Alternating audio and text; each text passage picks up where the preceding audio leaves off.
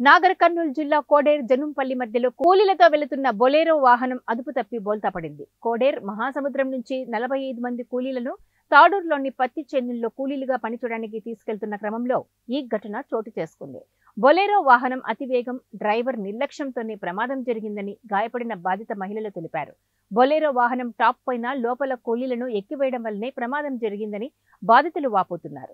15 మంది కూలీల పరిస్థితి విషమంగా ఉండటంతో జిల్లా ఆసుపత్రికి తరలించారు. బొలెరో వాహనం ఓవర్లోడ్తో వెళ్తున్న పోలీసులు చూసి చూడనట్లు ఉండడం వల్లనే ఈ ప్రమాదాలు జరుగుతున్నాయని ప్రజలు ఆరోపిస్తున్నారు. వాహనదారులకు డ్రైవింగ్ లైసెన్స్ లేకపోవడం, అతివేగం, ర్యాష్ డ్రైవింగ్ వల్ల ప్రమాదాలు జరుగుతున్నాయని పోలీసులు స్పెషల్ డ్రైవ్ పెట్టి చర్యలు తీసుకోవాలని ప్రజలు డిమాండ్ చేశారు.